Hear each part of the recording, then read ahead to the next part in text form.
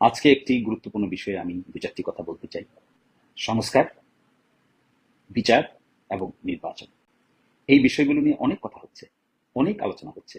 সংস্কার, কিভাবে হবে সংস্কার, কোন পদ্ধতিতে হবে, কারা করবেন, কখন করবেন, কি বিষয়ে করবেন, এবং সর্বশেষ হলো নির্বাচন।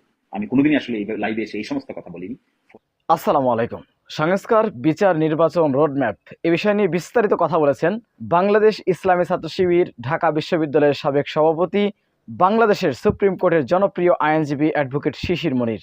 তিনি বাংলাদেশের গুরুত্বপূর্ণ কয়েকটি বিষয় নিয়ে কথা বলেছেন, অসাধারণ কিছু তথ্য তিনি দিয়েছেন। আমরা বিস্তারিত তার মুখ থেকে জেনে আসবো। আজকে একটি গুরুত্বপূর্ণ বিষয়ে আমি দু চারটি কথা বলতে চাই। বিশেষ করে আজকে এনসিপির একটি সমাবেশ হয়েছে এবং ঐকমত্য কমিশনের সঙ্গে আলাপ আলোচনা চলছে এবং তার সাবজেক্ট ম্যাটার হলো সংস্কার, বিচার এবং নির্বাচন। এই বিষয়গুলো নিয়ে অনেক কথা হচ্ছে, অনেক আলোচনা হচ্ছে, পক্ষে বিপক্ষে। সংস্কার, কিভাবে হবে সংস্কার, কোন পদ্ধতিতে হবে, কারা করবেন, কখন করবেন, কি বিষয়ে করবেন, এগুলো নিয়ে আলোচনা হচ্ছে। বিচার, ট্রাইব্যুনালে বিচার চলমান আছে, এখনো বিচার প্রক্রিয়া স্টার্ট হয়নি, ইনভেস্টিগেশন চলমান আছে। এবং সর্বশেষ হলো নির্বাচন, জাতীয় নির্বাচন। এই তিনটি এখন সবচেয়ে বেশি আলোচিত বিষয়। প্রথমটি সংস্কার, সাথে সাথে আছে বিচার, তারপরে আছে নির্বাচন। প্রথমেই ধরি সংস্কারকে নিয়ে। বাংলাদেশের বড় একটি রাজনৈতিক দল, বাংলাদেশ জাতীয়তাবাদী দল, তারা আর্গু করছেন যে সংস্কারের 31 দফা প্রস্তাবনা তারা 2022 সালে দিয়েছে। ফলে এখন যে সংস্কারের কথা তারা বলছেন, যেভাবে বলছেন, তার প্রকৃত প্রস্তাবে যারা দিয়েছেন তারা হলো বাংলাদেশ জাতীয়তাবাদী দল, এবং 31 দফার ভিতরে সকল সংস্কার প্রক্রিয়ায় আছে। সুতরাং তারাই সংস্কারের জনক। এটি হলো এই পক্ষ থেকে একটি আর্গুমেন্ট। তারা যখন ঐকমত্য কমিশনের সঙ্গে 3 দিন 4 দিন কথা বলেছেন, সেখানেও তারা সংস্কার প্রক্রিয়া নিয়ে কথা বলেছেন। সাংবিধানিক সংস্কার থেকে শুরু করে 5টি সংস্কার প্রক্রিয়া নিয়ে কথা বলেছেন। সেখানে আছে বিচার বিভাগীয় সংস্কার, দুর্নীতি দমন কমিশনের সংস্কার, নির্বাচন ব্যবস্থার সংস্কার, সবকিছু নিয়ে তারা কথা বলেছেন। 1 দিন নয়, 2 দিন নয়, 4 দিন পর্যন্ত কথা বলেছেন, বিস্তারিত কথা বলেছেন। জামাত ইসলামের পক্ষ থেকে একদিন কথা হয়েছে ঐকমত্য কমিশনের সঙ্গে, আবার কথা হবে, পেন্ডিং আছে অনেক কিছু। এনসিপির সঙ্গেও কথা হয়েছে এবং অন্যান্য রাজনৈতিক দলের সঙ্গেও কথা চলছে, চলমান অবস্থায় আছে। মেজর কয়েকটি বিষয় এখানে এসে ঠেকেছে। আমি আজকেও ফেসবুকে লিখেছি, স্ট্যাটাস দিয়েছিলাম। একটি বড় বিষয় সেখানে ঠেকেছে, সেটি হলো দ্বিকক্ষ বিশিষ্ট পার্লামেন্ট হবে। উচ্চকক্ষ থাকবে, নিম্নকক্ষ থাকবে। আরেকটি বড় বিষয় হয়েছে এখানে, পরপর 2বারের বেশি কেউ প্রধানমন্ত্রী হতে পারবে কি পারবে না। আরেকটি বিষয়, যিনি দলের প্রধান থাকবেন তিনি কি সরকার প্রধান হতে পারবেন কিনা, কিংবা তিনি হাউস অব দ্য লিডার অর্থাৎ সংসদ নেতা হতে পারবেন কিনা।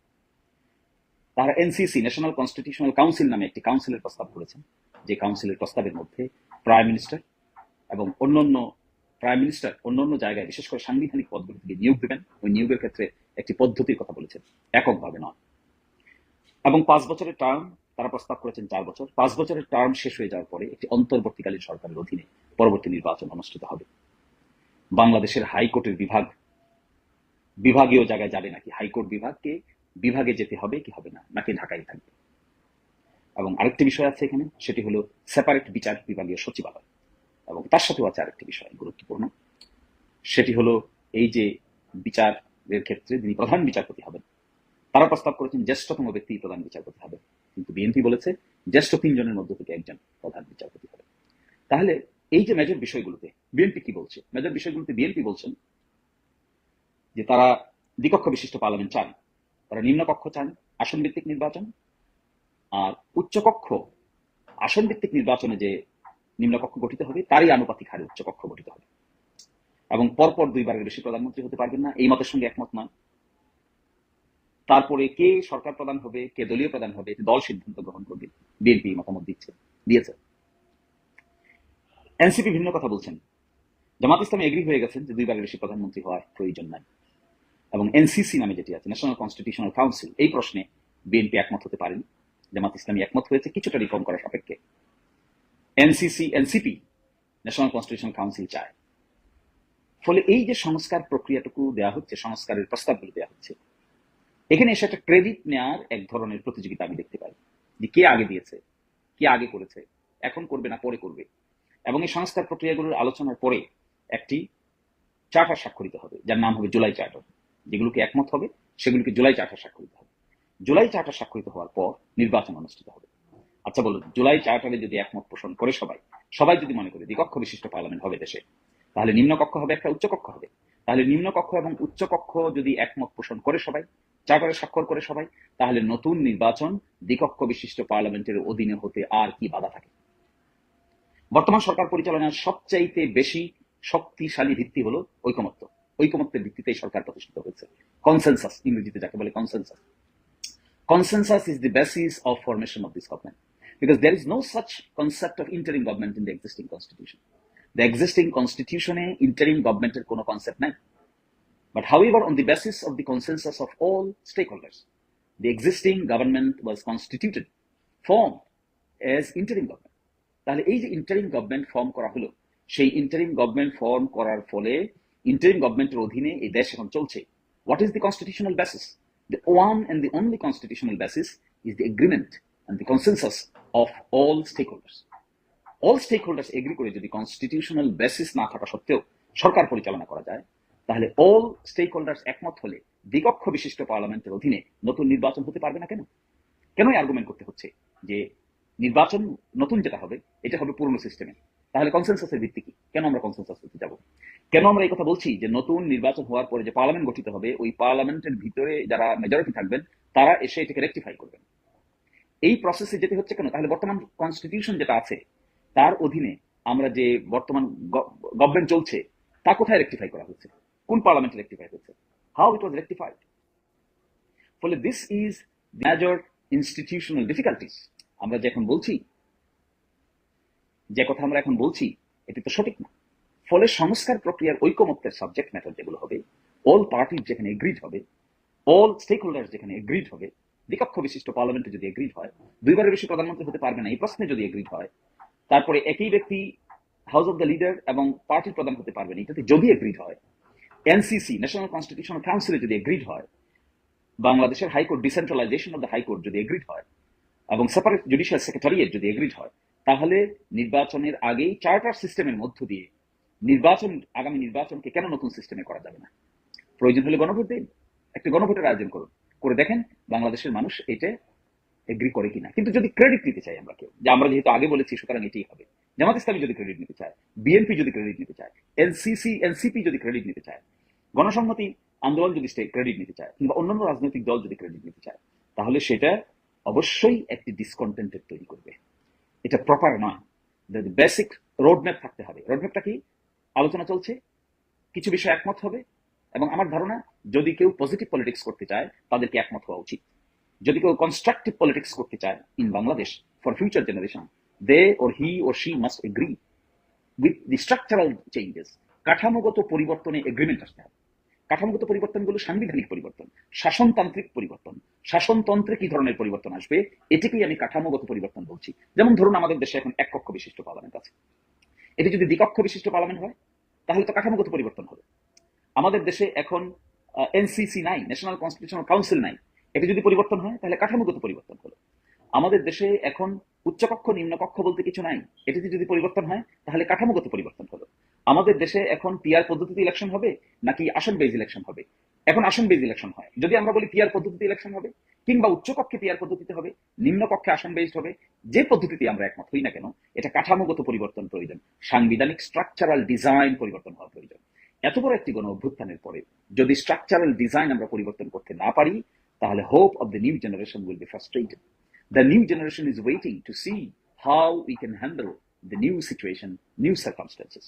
পরিবর্তন হলো নতুনকে ধারণ করার একটা পদ্ধতি। স্ট্রাকচারাল চেঞ্জ এমন একটা বিষয়, যে বিষয়টা নতুনকে, আইডিয়াকে, থটকে, ইনোভেটিভ আইডিয়াস, থটস, ক্রিয়েটিভিটিকে ইনক্লুসিভ করার একটা পদ্ধতির নাম হলো সংস্কার। এটি যদি আমাদের ইগোর কারণে, আমি বলেছি না আপনি বলেছেন, আপনি আগে বলেছেন না আমি আগে বলেছি, নাকি আমরা আগে বলেছি, কোন পার্টি আগে বলেছে, এটার উপর স্ট্রিক্ট থাকলে that will be huge discontent among the stakeholders. ফলে আমি বলবো, আমি আপনাদেরকে আজকে এই কথাটি এই জন্য বলছি, আমি সাধারণত এরকম লাইভে কোনোদিন আসি না, কিন্তু it bleeds my heart whenever I see that the major political parties stakeholders are creating unnecessary debate. I believe major stakeholdersদের একটি পজিটিভ টেন্ডেন্সি থাকতে হবে, পজিটিভ টুয়ার্ডস চেঞ্জ। আমি করি আর আপনি করেন, আইডিয়াটা আপনার মাথা থেকে আসুক, আমার মাথা থেকে আসুক, কিংবা আমাদের মাথা থেকে আসুক, we should appreciate new initiatives. যদি নিউ ইনিশিয়েটিভকে আমরা অ্যাপ্রিসিয়েট করতে না পারি, ইনোভেশনকে আমরা অ্যাপ্রিসিয়েট করতে না পারি, ক্রিয়েটিভিটিকে আমরা অ্যাপ্রিসিয়েট করতে না পারি, ডেমোক্রেসিকে প্রাতিষ্ঠানিকীকরণের জন্য যদি স্ট্রাকচারাল কনস্টিটিউশনাল ডিজাইন পরিবর্তন করতে না পারি, তাহলে কিন্তু আমরা আবার go back to the pavilion হব। ফলে আমি কথাটা স্পষ্ট করে বলছি, সংস্কার, মেজর সংস্কারে একমত হোক, সকলেই একমত হোক। শুধু তাই না, লিডারশিপের ভূমিকা পালন করুন। কে কার চাইতে বেশি পজিটিভ জিনিস অ্যাকসেপ্ট করতে পারেন তার প্রতিযোগিতা করুন, রিজেক্ট করার ক্ষেত্রে নয়। রিজেক্ট করার ক্ষেত্রে কোনো প্রতিযোগিতা লাগে না, রিজেক্ট করার ক্ষেত্রে খুব বেশি সাহস লাগে না, রিজেক্ট করার ক্ষেত্রে খুব বেশি ব্রেভ হার্ট দিতে হয় না। অ্যাকসেপ্ট করার ক্ষেত্রে ব্রেভ হার্ট দিতে হয়, অ্যাকসেপ্ট করার ক্ষেত্রে সাহস দেখাইতে হয়, অ্যাকসেপ্ট করার ক্ষেত্রে উদারতা দেখাইতে হয়। যদি নিজের বিরুদ্ধে যায় তবুও অ্যাকসেপ্ট করার যে ক্যাপাসিটি, আমি মনে করি এটা হলো সাহস। সব আইডিয়া আমার পক্ষে যাবে তা তো নয়, কিছু আইডিয়া তো আমার বিপক্ষে যেতে পারে, কিছু কনস্টিটিউশনাল স্ট্রাকচারাল ডিজাইন আমার এগেনস্টেও হতে পারে, আমার চিন্তা চেতনার বাইরে গিয়েও হতে পারে। নতুন জেনারেশন এবং পুরান জেনারেশন একটা চিন্তাগত তফাৎ তো থাকতে পারে, অ্যাডভান্সমেন্টের তফাৎ থাকতে পারে, এক্সপেরিয়েন্সের একটা তফাৎ তো আছেই নতুন পুরাতনের মাঝখানে। তারপরেও ইনোভেশনের ক্ষেত্রে, ক্রিয়েটিভিটির ক্ষেত্রে এক ধরনের পরিবর্তন আসে, হয়, এটা আমরা দেখেছি, বাস্তব জীবনে হয়, চিন্তার প্যাটার্নগত পরিবর্তন হয়, ওয়ে অফ থিঙ্কিং এর মধ্যে একটা ডিফারেন্স থাকে। পরে ওয়েলকাম করুন, যারা বড় পলিটিক্যাল পার্টি আছেন তারা সবাইকে ধারণ করুন। তারা কেন এই বিতর্কের মধ্যে জড়াতে হচ্ছে যে এটা আমার, এটা তোমার, এটা কে দিয়েছে, আমরা আগে দিয়েছি, তোমরা পরে দিয়েছো? এই ডিবেটের তো কোনো প্রয়োজন নাই। It is unnecessary debate. What is necessary? Necessary if you consider yourself that you are one of the biggest stakeholders. You accommodate others. Biggest for মানে কি? বিগেস্ট যিনি থাকবেন তিনি অন্যদেরকে অ্যাকোমোডেট করবেন, বিগার যিনি থাকবেন তিনি অন্যদেরকে অ্যাকোমোডেট করবেন। এর নামই তো বিগ, বিগার এন্ড বিগেস্ট। তা না হলে সবাই তো এক কাতারে চলে আসবে। কোন জিনিসকে রিজেক্ট করা দুনিয়ার সবচেয়ে সহজ কাজ, সবচাইতে সহজ কাজ, কিন্তু অ্যাকসেপ্ট করাটা কঠিন কাজ। নিজের ইগোর সাথেও যদি কোনোদিন টাসল হয়ে যায়, ইগোটাকে বাদ দিয়ে সঠিকটাকে গ্রহণ করতে পারাটা খুবই কঠিন কাজ। অনেক সময় নিজের সাথে দ্বন্দ্ব লেগে যায়, নিজের আইডিয়ার সঙ্গে কনফ্লিক্ট লেগে যায়, তারপরে নিজেরটাকে স্যাক্রিফাইস করতে পারাটা আমি মনে করি অত্যন্ত উদার, বড় মাপের মানুষের কাজ। যারা এই দেশের রাষ্ট্রনায়ক হয়েছিলেন তারা এরকম উদার প্রকৃতির লোক ছিলেন। যারা এই দেশের রাষ্ট্র পরিচালনার ক্ষেত্রে সবচাইতে ভালো পজিটিভ ভূমিকা পালন করেছিলেন, তাদের দৃষ্টিভঙ্গি, চিন্তা, চেতনা সকলকে ঘিরে ছিল। ফলে এখানে একটা বড় যে বাধাটা আমি দেখতে পাচ্ছি, বাধাটা হলো আমি তুমি আমরা, কে আগে কে পরে। No, that should not be the approach. Approach should be the কান্ট্রিতে কনস্টিটিউশনাল মেকানিজমে একটা স্ট্রাকচারাল চেঞ্জ আনার ক্ষেত্রে আপনি যদি বিগার হন, ইউ টেক দ্য রোল। আরেকজন যদি বিগ হয়, he should also take the role. আরেকজন যদি অ্যাজ ইউজুয়াল হয়, হি শুড পার্টিসিপেট। যদি বিগার দাবি করেন তাহলে অ্যাকোমোডেট করতে পারছেন না কেন? যদি বিগারই মনে করেন তাহলে এক্সক্লুসিভ হচ্ছেন কেন? ইনক্লুসিভ হবেন না কেন? ইনক্লুসিভ হন। ফলে যে সিচুয়েশনের মধ্য দিয়ে জাতি গিয়েছে 5ই আগস্টের আগে, that was a traumatic situation. After trauma, now this is something normal. In this normal situation, take the lead, be in the front, not to create debate, unnecessary debate, কে আগে কে পরে, কে বলেছে, কে পরে বলেছে, আমরা এটার জনক, তোমরা এটার জনক না। Students have been fighting for a quite a long period of time. Everybody fought. সকল পলিটিক্যাল পার্টি ফাইট করেছে, স্টুডেন্টরা করেছে, সকল দল করেছে, বিএনপি করেছে, জামাত ইসলামী করেছে, অন্যান্য দলগুলো করেছে, হেফাজত করেছে, ইসলাম জমিয়ত উলামা ইসলাম করেছে, জমিয়ত করেছে, অন্যান্য বামপন্থী রাজনৈতিক দলগুলো করেছে। এভরিবডি এভরিবডি কোহ্যাটেডলি, একেবারে কনক্লুসিভলি এই ফাইট করেছে তারা। ফলে এখন এসে সংস্কারের প্রশ্নে try to find creative ideas and thoughts, sacrifice, come to a conclusion, and next general election organize করেন এরকম একটা কনক্লুসিভ নিউ স্ট্রাকচারাল ডিজাইনের অধীনে। অতীতের প্ল্যান নয়। অতীতের প্ল্যান যদি সেই নেক্সট জেনারেল ইলেকশন আয়োজন হয় তাহলে কি লাভ হলো? What is the fruit of this change? What is the denominator? And what is the practical impact of the change? Huge change happened. ফলে this is a golden opportunity for each and everyone, বিশেষ করে the bigger political parties, to take the role, to redefine themselves and come up with acceptable conclusions to all. ফলে যে সংস্কার, বিচার is also necessary. It is under process. Investigation is going on. The tribunal is working hard. Definitely they have collected credible evidences, and under the credible evidences they have collected, they are working day and night. There are some procedural complexities. Without the due process, যদি বিচার করাও হয়, question will raise. Therefore they are taking very meticulous steps. Many of the cases investigations have been done. ফলে বিচার is going on. It's coming forward. At the same time, সংস্কার প্রক্রিয়াটাতে ঐকমত্য পোষণ করে, মেজর বিষয়গুলোকে একমত পোষণ করে নিউ ফ্রেশ স্টার্ট করা প্রয়োজন। নতুন যে ইলেকশন হবে, আমি মনে করি না এটা পুরাতন সিস্টেমে হওয়া উচিত। নতুন ইলেকশন হওয়া উচিত under new structural design. Parliament, উচ্চকক্ষ, নিম্নকক্ষ, ঠিক আছে, উচ্চকক্ষ নিম্নকক্ষের প্রপোজাল বিএনপি দিয়েছে 2022 সালে। All are accepting it. If everybody accepts it, where is the bar to hold the election under this system? ঐকমত্যই তো গভর্নমেন্টের বেসিস। সো কনস্টিটিউশনের বেসিস কি হবে? এগ্রিমেন্ট, কনসেনসাস, ঐকমত্য সবচাইতে বড় পাওয়ারফুল জিনিস। যদি কনসেনসাস হয় অল স্টেক হোল্ডারদের মধ্যে, অল পলিটিক্যাল পার্টিসদের মধ্যে, অল সিভিল সোসাইটিদের মধ্যে, স্টুডেন্টদের মধ্যে, গভর্নমেন্টের মধ্যে, তাহলে that would be a major advancement. I hope আমরা বিচার, সংস্কার, বিচার আর সর্বশেষ ইলেকশন, এগুলোর ব্যাপারে আননেসেসারি কনফিউশন ক্রিয়েট করবো না। পজিটিভ মাইন্ড নিয়ে যদি কেউ ভূমিকা এখানে রাখে, country will remember him or that. আর নেগেটিভ মাইন্ড নিয়ে যদি কেউ ভূমিকা রাখে, ইতিহাস কিন্তু ভালোভাবে এটা নিবে না। But this is a golden opportunity. We should bring such an innovative thoughts and ideas that the new generation, বিশেষ করে generation Z, so that they can understand that their sacrifice have been given proper importance. Unless and until we can give their sacrifice proper attention, the new generation will be frustrated. We need to accommodate them. We need to bring them together. We need to convince them and come forward. Only then it is possible, it is desirable, it is agreeable, and it is achievable. And this achievement, we should not frustrate this achievement based on our own whims and arbitrary exercise of argument. Arbitrary exercise of argument যদি আমরা এখানে করি, কার শক্তি বেশি, কার জনসমর্থন বেশি, কার কম, কার মাঝখানে আছে, কার অতীত বেশি ছিল, কার বর্তমানে বেশি আছে, কে মেজর স্টেক হোল্ডার, কে minor stakeholder, no, that was not our argument during 5th August. Argument is we need to restructure and reform the state. So this is the opportunity to reform the state. Reform it. Hold election under the new reform system and try the perpetrators as per law, maintaining due process. যাকে ইচ্ছা তাকে যেভাবে ইচ্ছে এভাবে বিচার করা যাবে না। বিচারের প্রসেস আছে, বিচারের আইন কানুন অ্যাপ্লাই করে করতে হবে, ডিউ প্রসেসে করতে হবে, অপরচুনিটি দিতে হবে। একজন মানুষকে আপনি বিচার করবেন, তাকে ক্রস এক্সামিনেশন সুযোগ দিবেন না? অবশ্যই দিতে হবে। যেন কোনো ভাবে তার বিচার করা যাবে না। বিচার must be in accordance with law. হ্যাঁ, কোনো বিচারের সঙ্গে আমার আপনার দ্বিমত থাকতে পারে, কিন্তু বিচার যদি আমার বিরুদ্ধেও যায়, ইভেন আমার আত্মীয় স্বজনের বিরুদ্ধে যায়, তাও নিয়ে বিচার করতে হবে। এটাই কোরআনের মেসেজ, এটাই বর্তমান জুডিশিয়াল সিস্টেমের মেসেজ। এই জন্য বিচার, সংস্কার এবং নির্বাচন, এই 3টি কনসেপ্ট নিয়ে আর কোনো দ্বিধাদ্বন্দ্বে ভোগা উচিত না। সংস্কার হতেই হবে, বিচার হতে হবে, নির্বাচন হতে হবে, কোনোটা কারোতেই কন্ট্রাডিক্টেড না।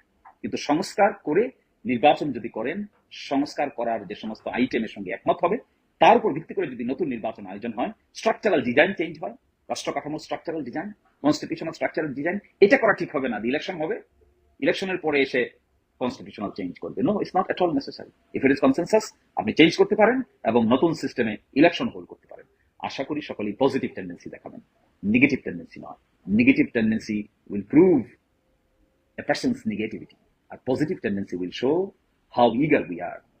এবং এই সিচুয়েশনে পজিটিভ টেন্ডেন্সি দেখাতে পারলেই নতুন জেনারেশনের প্রতি আমাদের সম্মান প্রদর্শন করা হবে। আর যদি আমরা নেগেটিভ টেন্ডেন্সি দেখাই, তাহলে নতুন জেনারেশনের প্রতি আমাদের অসম্মান প্রদর্শন করা হবে। এটি সঠিক হবে না। আশা করি সকলেই ভালো থাকবেন। অনেকদিন আমি কোনোদিনই আসলে এই লাইভে এসে এই সমস্ত কথা বলিনি, ফলে আমার কথায় যদি কোনো ভুলভ্রান্তি হয়ে থাকে, আশা করি সকলেই ক্ষমা সুন্দর দৃষ্টিতে দেখবেন। সকলকে ধন্যবাদ। সুপ্রদর্শক, অ্যাডভোকেট শিশির মনিরের এই বক্তব্যটি আপনারা কিভাবে দেখছেন, অবশ্যই আপনাদের মূল্যবান মন্তব্য কমেন্ট বক্সে জানাবেন। সবসময় সত্য নির্ভর তথ্য পেতে স্বাধীন বাংলা টিভি ইউটিউব চ্যানেলটি সাবস্ক্রাইব করে আমাদের সাথে থাকুন। আসসালামু আলাইকুম রহমতুল্লাহি ওয়া বারাকাতুহু।